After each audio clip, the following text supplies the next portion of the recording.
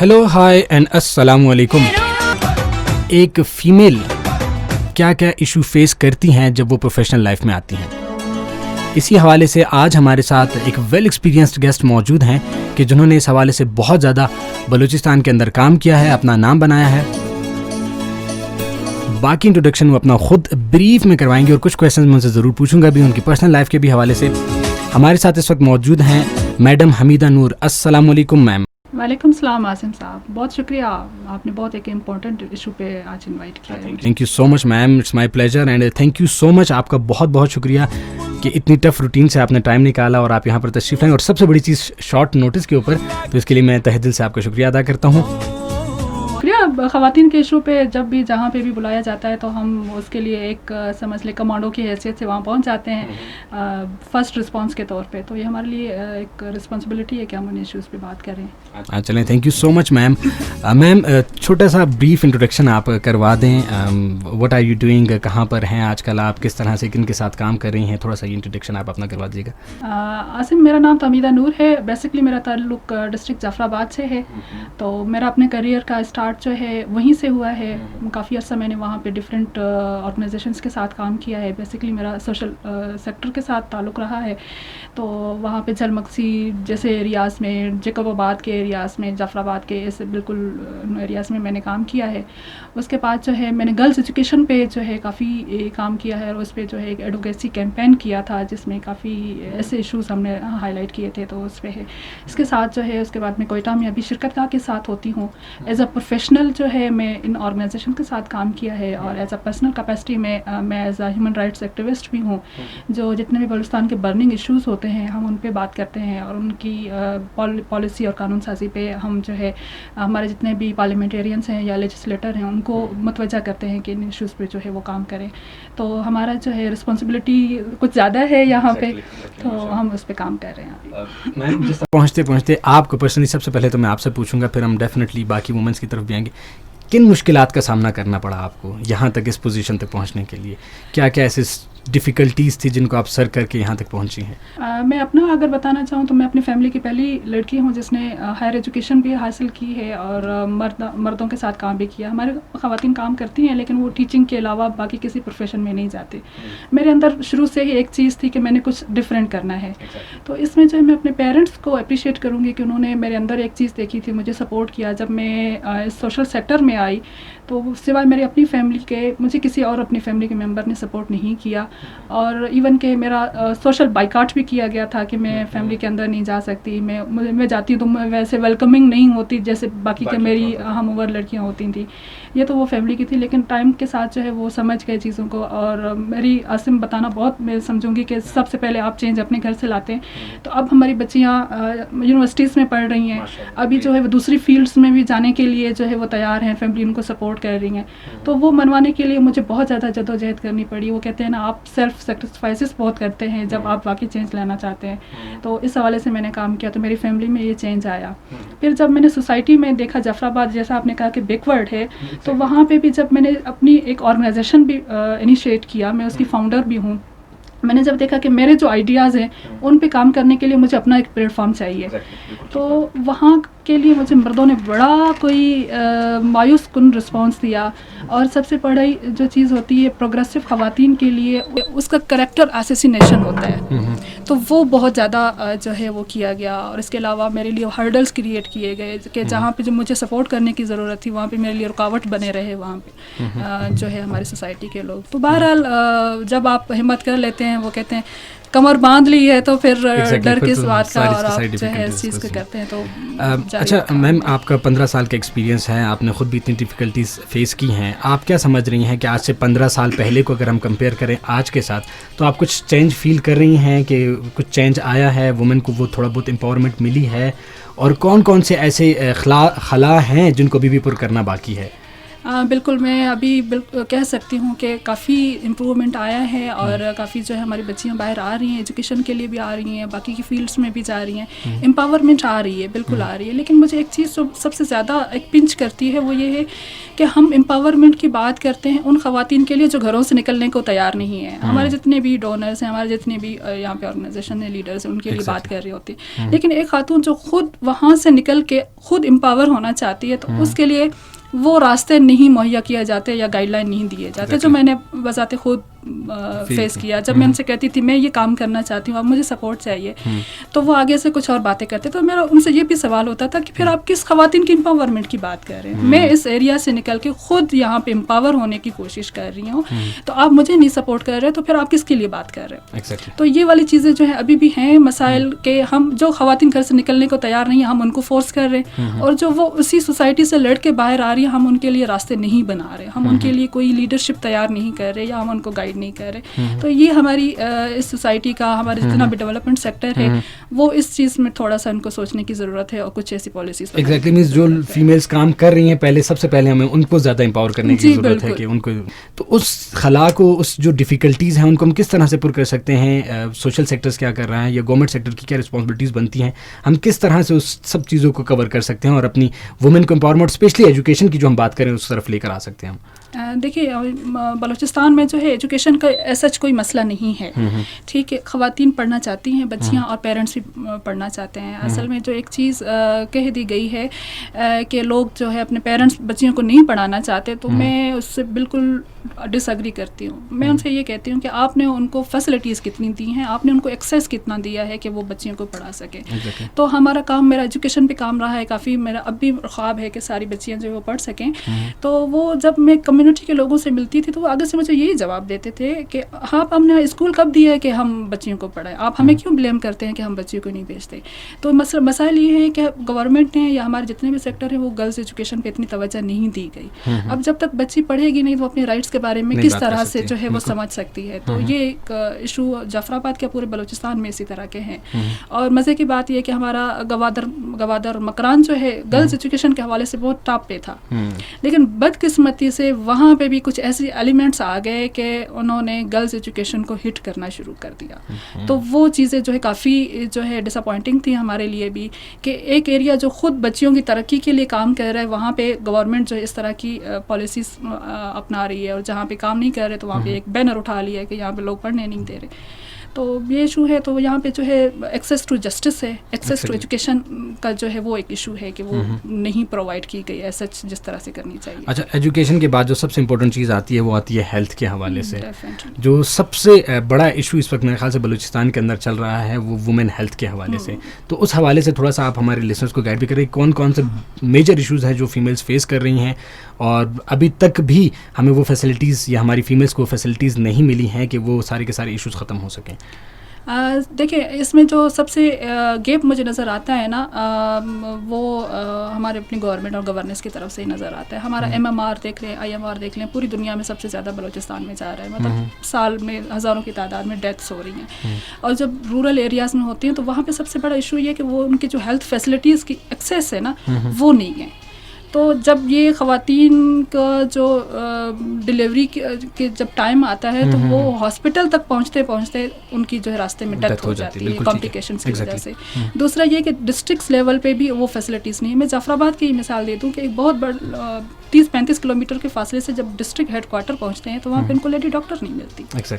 ٹھیک ہے، اب لیڈی ڈاکٹر وہاں پہ نہیں ہے ڈیوٹی. جتنے بھی ڈسٹرکٹس کے کوٹا پہ وہ BMC سے ایجوکیشن حاصل کرتے ہیں وہ اپنے ڈسٹرکٹ میں ڈیوٹی دینے کے لیے تیار نہیں ہے. پورے بلوچستان میں یہ حالت ہے. کیوں نہیں دے رہے؟ کیونکہ وہ خود پڑھ لکھ چکے ہیں. وہ چاہتے ہیں کہ وہ ایسے شہر میں رہیں جہاں وہ اپنے بچوں کو بھی ایجوکیشن دیں. بالکل ٹھیک. اب ان چھوٹے ایریاز میں نہ اچھے ایجوکیشن کے انسٹیٹیوٹ ہیں، نہ کالجز ہیں، نہ باقی کی فیسلٹیز ہیں.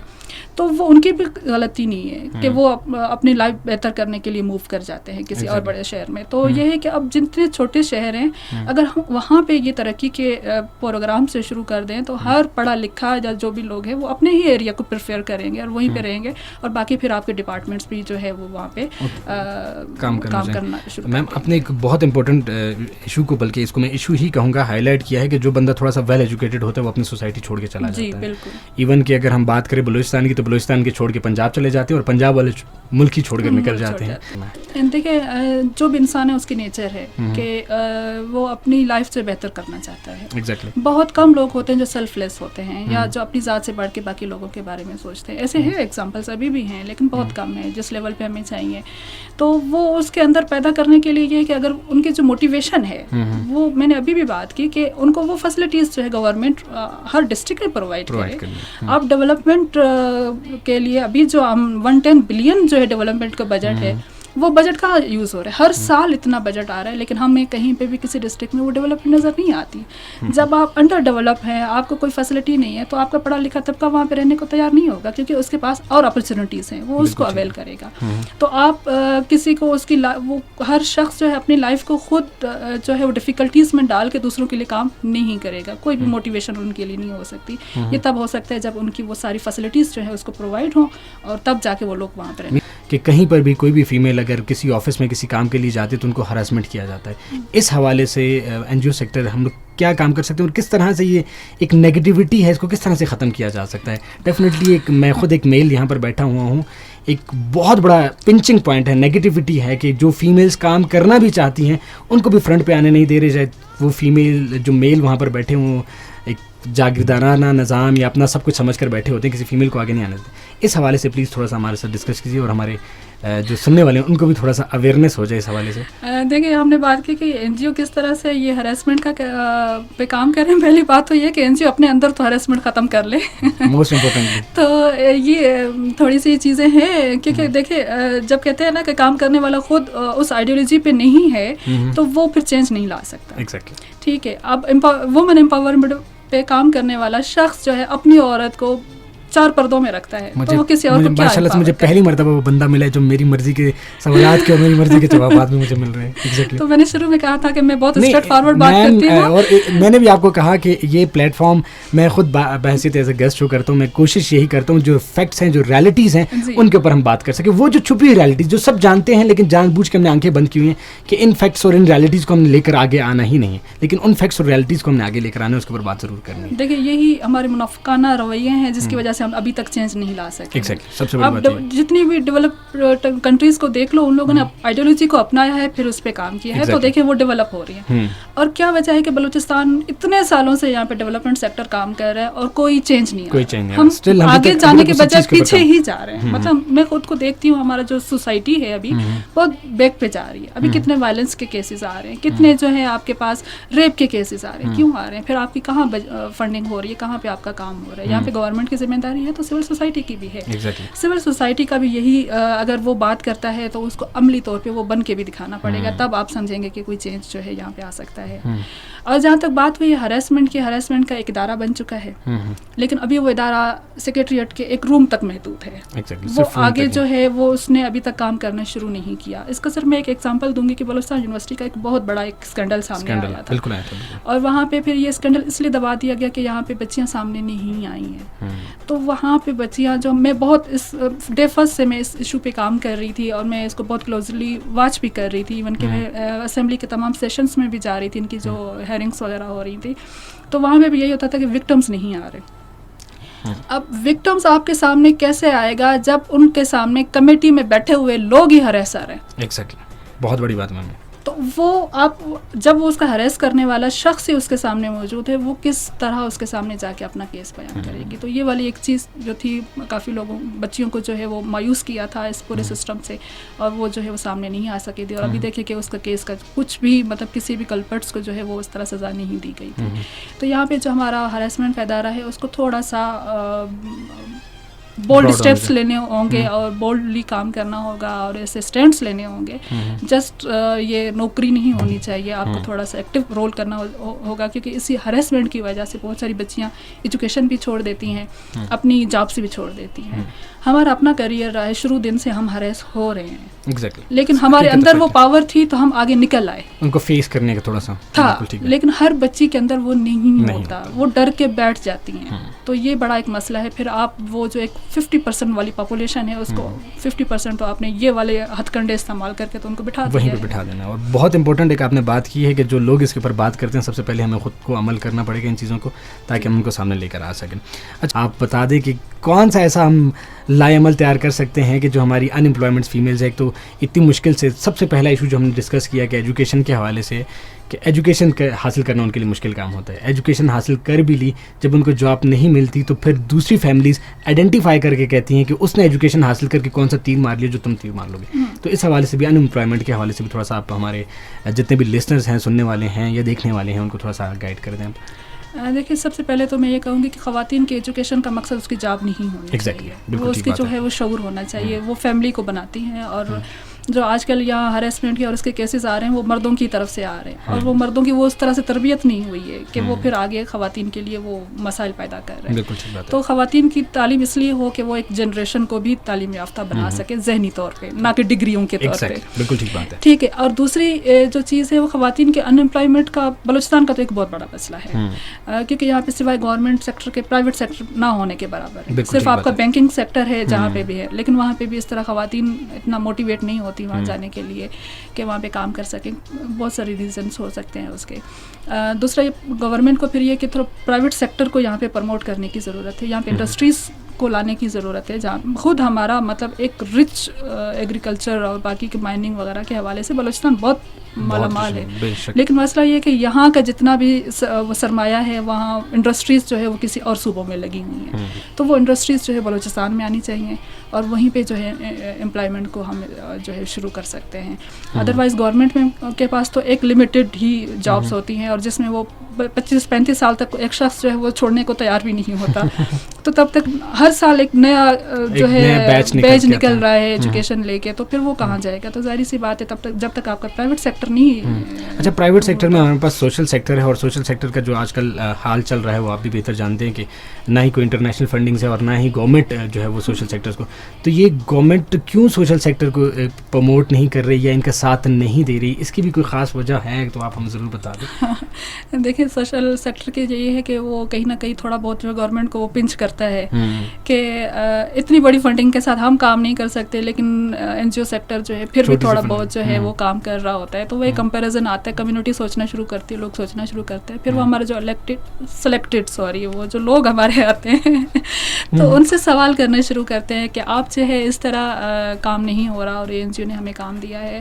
تو پھر وہ ان کے لیے بھی ایک چیز بنتی ہے کہ بھائی یہ کام اس طرح کیوں کر رہے ہیں. ایک چیز یہ. دوسرا چیز یہ ہے کہ یہاں پہ کچھ اس طرح کا گورننس بن گئی ہے کہ کنٹرولڈ ہے, اور اس کنٹرول سے نکلنے کے لیے جتنے بھی ڈونر تھے ان کو جو ہے مایوس کر کے ان کے NOC وغیرہ جو ہے ختم کر کے نکال دیا گیا تھا. تو بلوچستان میں جو ایک ایشو یہی ہے کہ اس کو کسی بھی طرح سے ترقی کرنے نہیں دینا, اس کو پسماندہ ہی رکھنا ہے.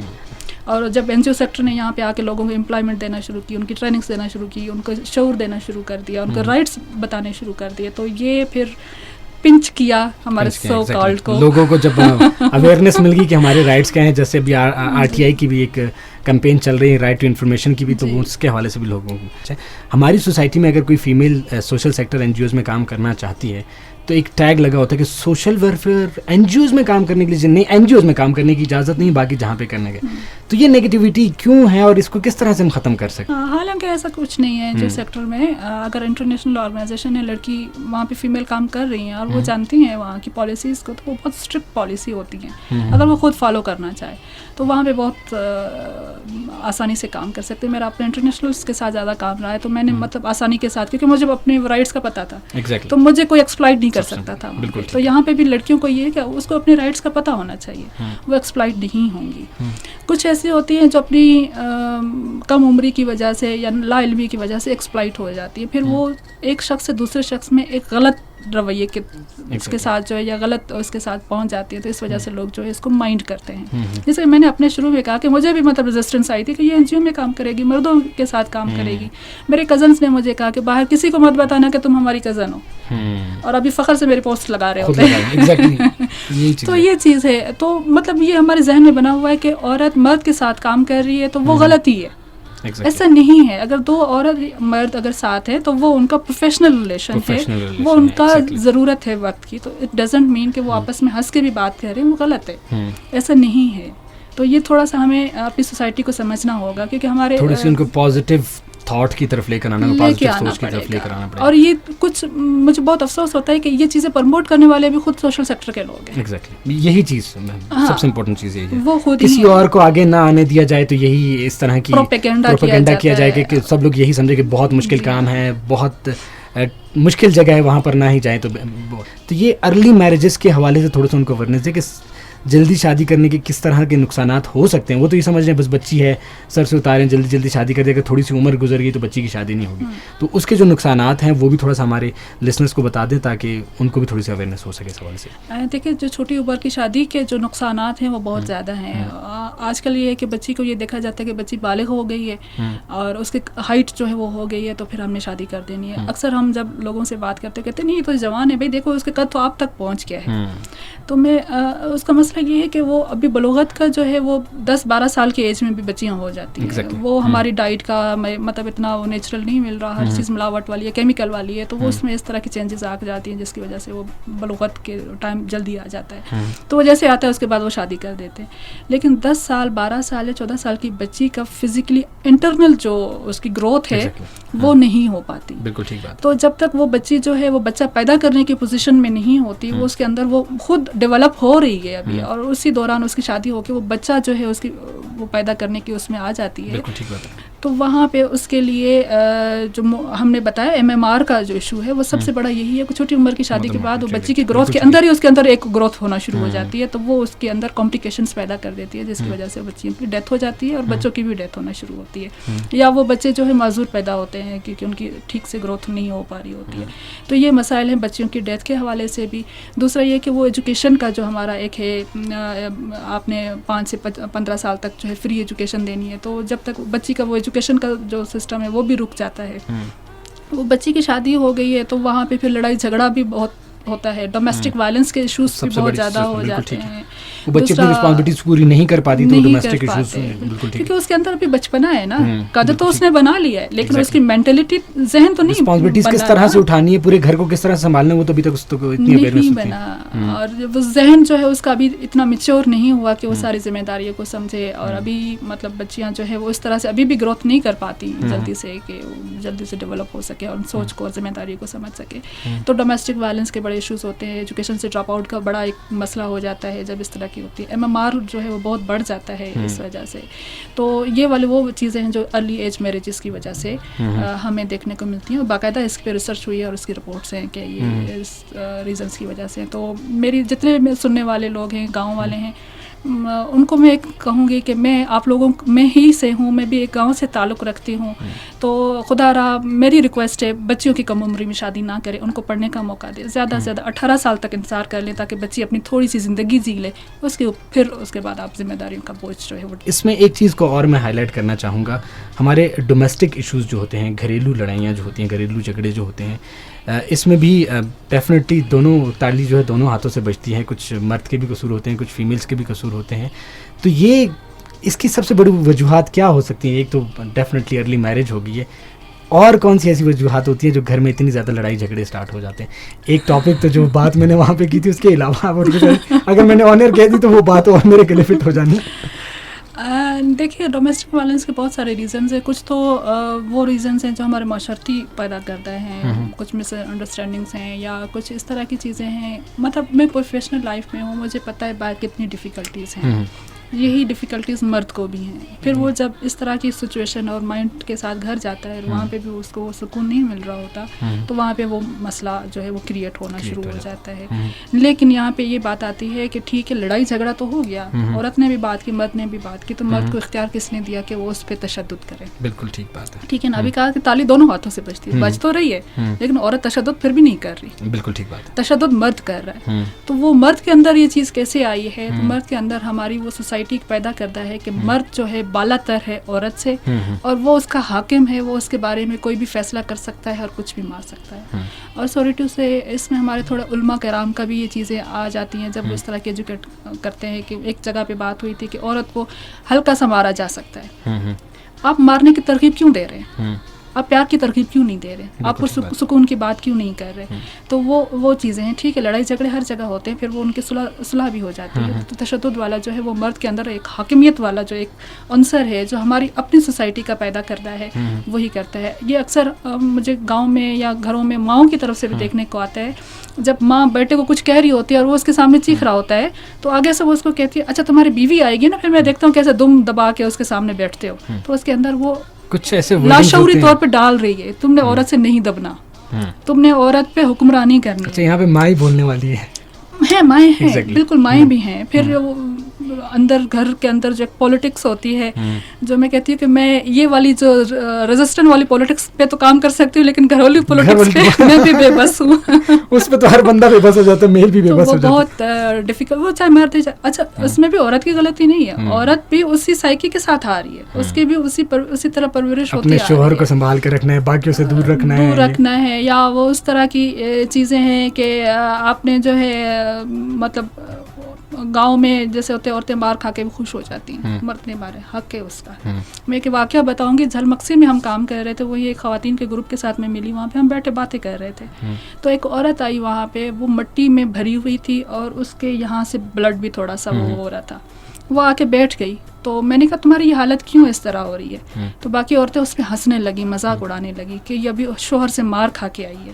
میں نے کہا کیوں مارا ہے اس کو؟ کہتے اس نے کھانا گرم کرنے میں تھوڑا سا لیٹ کر دیا تھا, شوہر نے اس کو گھسیٹ کے مارا ہے. اب وہ عورت بجائے اس تکلیف کے یا اس کے, وہ بیچاری شرمندگی والی ہنسی ہنس رہی تھی, وہ شرمندہ ہو رہی تھی, یعنی کہ قصور بھی اس کا ہے. میں نے کہا کیوں پھر تم نے بات نہیں؟ کہتے نہیں میری غلطی ہے نا, میں نے کھانا گرم کرنے میں دیر کر دی. میں نے کہا اچھا صبح کیا؟ کہتے صبح میں کھیتوں میں گئی تھی کام کرنے کے لیے, پانی بھر کے آئی, پھر کھانا بنایا, بچے تھے چھوٹے. میں نے کہا شوہر کیا کرتا ہے؟ کہتے صرف وہ کھیتوں میں کام کرتا ہے. تو میں نے کہا پھر بھی تم شرمندہ ہو رہی ہو کہ تمہارا لیٹ ہوا ہے, اور شوہر تمہیں مار رہا ہے, تم اس کو بھی جسٹیفائی کر رہی ہو, نہیں اس کا حق تھا. اور باقی کی عورتیں بھی اس کا مذاق بنا رہی تھیں کہ آپ جو ہے شوہر کا کام ٹائم پہ نہیں کرتے اس لیے مار دیا. تو یہاں پہ بھی ہمیں یہ چیزیں سمجھنے کی ضرورت ہے کہ جہاں پہ عورت اور مرد ہیں, وہ ان کا رول جو ہم نے ڈیفائن کیا ہے کہ مرد نے باہر کام کر کے اندر آ کے بادشاہ بن جانا ہے, بالکل عورت نے باہر کام کرنا ہے لیکن اندر آ کے بھی گھر کا کام بھی کرنا ہے, بچے بھی سنبھالنے ہیں, اور عورت کی شوہر کی خدمت بھی کرنی ہے. تو وہ والی چیزیں جو ہے مطلب ہمیں نکالنی ہوگی. یہ جو رول ہم نے ڈیفائن کر دیا نا, گھر کا کام صرف عورت ہی کرے گی, مرد کیوں نہیں کرے گا؟ اس کے دو ہاتھ نہیں ہے کیا؟ اچھا اس میں موسٹ امپورٹنٹلی آپ نے بہت اچھی بات اور ایک اور اچھی بات ہائی لائٹ ہو چکی ہے کہ ہم تعلیم تو دے رہے ہیں لیکن ہمارے ساتھ تربیت نظر نہیں آ رہی. اچھا موسٹ امپورٹنٹلی ہم یہاں پہ آج کا پروگرام میں ڈیفینیٹلی شاہینہ شاہین کے نام بھی ضرور کرنا چاہوں گا, ان کو بھی ٹریبیوٹ پیش کرنا چاہوں گا, جو کہ ظلم کا شکار ہوئی ہیں. ریسنٹلی ان کو بھی قتل کر دیا گیا ہے.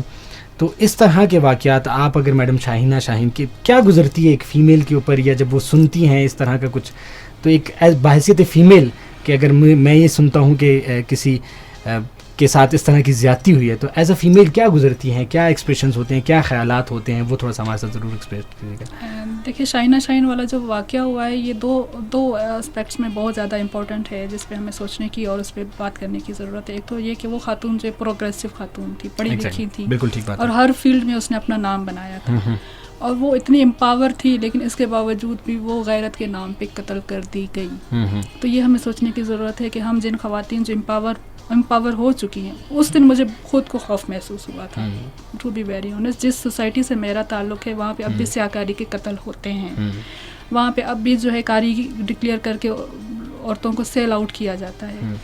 تو میرے اندر یہ خوف پیدا ہوا باقی خواتین کے لیے بھی کہ ہم جو اتنی خود کو امپاور سمجھ رہے ہیں، ہم سمجھتے ہیں کہ ہم اس طرح کا کام کر رہے ہیں تو ہمارے پیرنٹس ہماری فیملی جو ہمیں اون کر رہی ہے، ہم کچھ غلط نہیں کر رہے، ہم سیٹسفائی ہیں.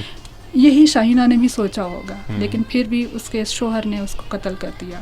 آئی ڈونٹ نو ریزنس کیا ہے، ابھی وہ سامنے نہیں ہے. بالکل ٹھیک بات. ایک چیز ہے. دوسری چیز یہ مکران سے یہ ہوا ہے، اور ہمارا بلوچستان میں دیکھا جائے تو مکران سب سے زیادہ ڈیولپڈ ہے، ایجوکیشن کے حوالے سے بھی، پولیٹکس کے حوالے سے بھی، اور ان کو لبرل سوسائٹی کہا جائے بھی غلط نہیں ہوگا. تو اس علاقے میں اس طرح کا واقعہ ہونا بھی ایک الارمنگ ہے. یہاں پہ مکران کے خود دانشور کو بھی سوچنا پڑے گا، وہاں پہ پڑھے لکھے بیوروکریٹس اتنے بھی لوگ ہیں، ان کو سوچنے کی ضرورت ہوگی کہ ان کے علاقے میں یہ چیز ہونا شروع ہوئی ہیں، ابھی سے اس پہ اسٹینڈ لینا یا کوئی پالیسی بنانے کی ضرورت ہے. تو وہ چیزوں کے لیے ہونا چاہیے. اور دوسرا جو ابھی باقی کی خواتین ہیں یا جہاں پہ ہم اس کے بارے میں کیا سوچتے ہیں، تو ہمارے لیے مطلب ری تھنک کرنے کی ضرورت ہے ابھی. اتنی مشکل سے یہاں تک پہنچ کے اور دوبارہ اس طرح کے جب واقعات سامنے آتے ہیں ہوتا ہے تو ہمیں لگتا ہے کہ ہم 10 سال پیچھے چلے گئے ہیں. پھر سے ہم نے جو 10 سال کا سفر طے کیا تھا اب پیچھے خود کو دیکھ رہے ہیں. تو اس حوالے سے ہے. تو شاہینہ شاہین کا قتل مطلب ایک سوچ کا قتل ہوا ہے، ایک پروگریس کا قتل ہوا، ایک خاتون کا نہیں ہوا. تو اس پہ جتنا افسوس کیا جائے کم ہے، اور ہمیں کافی تکلیف ہوئی تھی، اور اس کے لیے آج ہم نے ایک پروٹیسٹ بھی کال کیا ہے کوئٹہ پریس کلب کے سامنے. تو وہ بھی ہم جو ہے اس کو ٹریبیوٹ بھی وہاں پہ پیش کریں گے. First of all ma'am thank you so much, بہت بہت شکریہ آپ کے آنے کا، یہاں پر ٹائم دینے کا. لاسٹ کچھ ورڈنگز جو آپ فیمیلز کے لیے کہنا چاہ رہی ہیں، جو اس وقت فیمیلز آپ کو سن رہی ہیں، چاہے گھر میں ہیں، کہیں پر بھی کسی بھی جگہ پر موجود ہیں، کہ وہ خود ان کی کیا رسپانسبلٹی، وہ خود اپنے آپ کو کس طرح سے امپاور کر سکتی ہیں. دیکھیں سب سے پہلے تو عورت جو ہے وہ خود کو انسان سمجھنا شروع کر دے. وہ خود کو عورت اور کمزور، مرد نے یہ کہا ہے کہ عورت کمزور ہے، میں نے اس کی پروٹیکشن کرنی ہے، تو سب سے پہلے اس نے وہیں پہ آپ پہ وائلنس کر دیا ہے. کیوں آپ خود اپنا تحفظ نہیں کر سکتے؟ آپ نے خود کرنا ہے، اور آپ نے خود پہ ٹرسٹ کرنا ہے، ہمت کرنی ہے، اور آپ ٹرسٹ خود پہ کریں، آگے آئیں، ایجوکیشن حاصل کریں، اور آنے والے راستے کے ہر ہرڈلس کو ہمت کے ساتھ برداشت کریں. آپ کے لیے راستے بنتے چلے جائیں گے، اور ہمت کبھی نہ ہاریں. تھینک یو سو مچ میم، بہت بہت شکریہ آپ کے ٹائم کا اور یہاں پر آنے کا.